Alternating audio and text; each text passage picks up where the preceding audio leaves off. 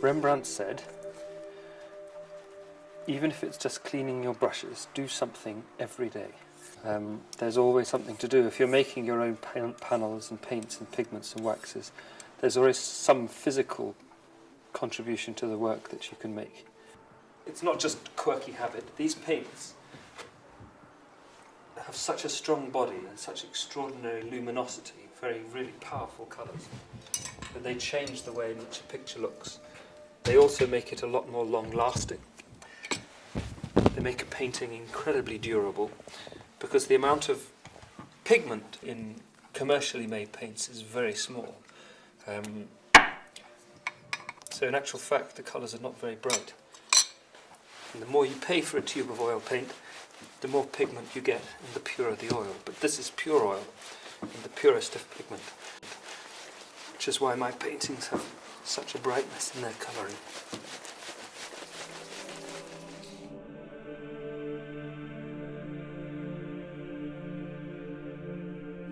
My biggest influence is my father.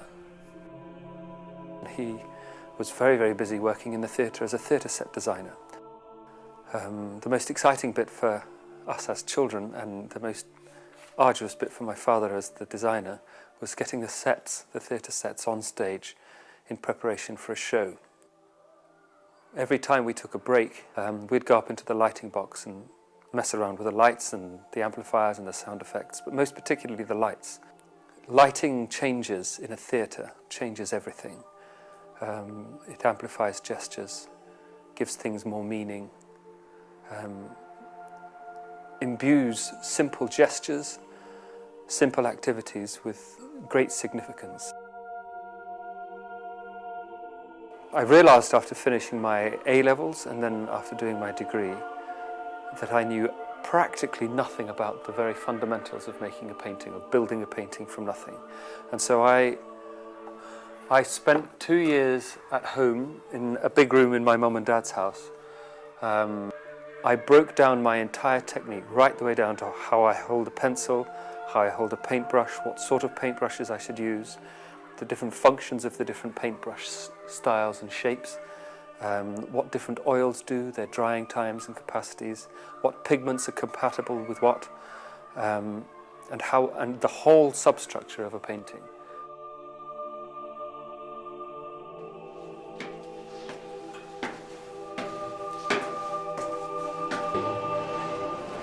I remember for one period when I was going through a particularly prickly phase where I couldn't quite work out how a certain phase in a painting would go. I'd go up the stairs into the studio, the room that I was using as a studio, get to the top of the stairs, sit down and be unable to go any further, and wait until lunch, come down for lunch, and then go up and sit on top of the stairs again. And it was very, very difficult.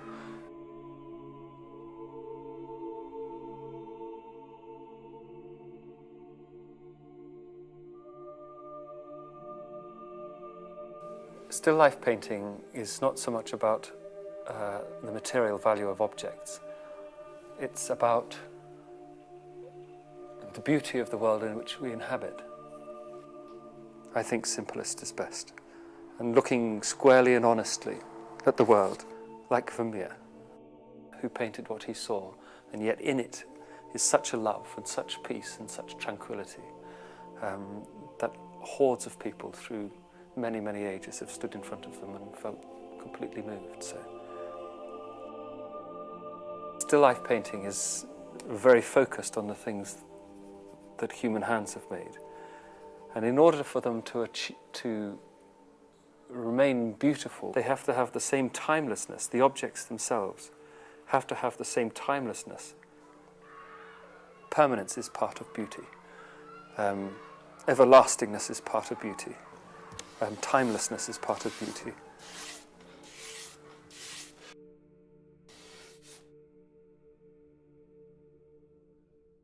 Most modern paintings coming out of art schools are not varnished.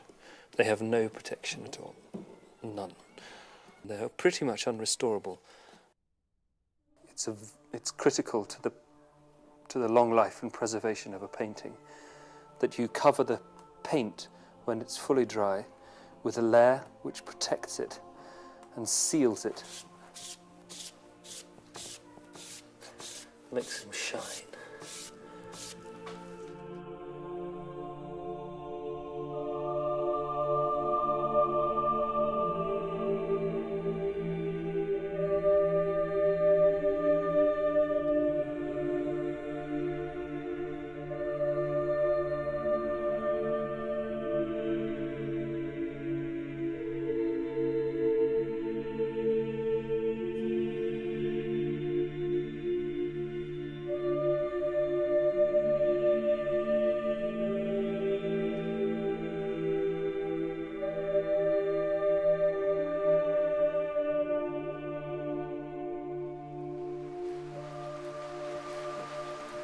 I hear sometimes outside children shout, "Man in the shed, man in the shed."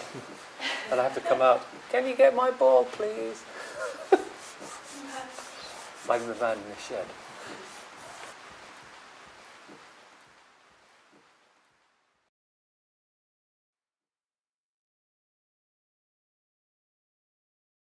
Jonathan Cooper, finest figurative picture dealer in London, gentleman. He has the most gentle way of fostering talent, the tenderest way of steering people. And if you deal with him straight, he can turn you from a painter with potential to a painter who has substance. He's a great man. I love him dearly.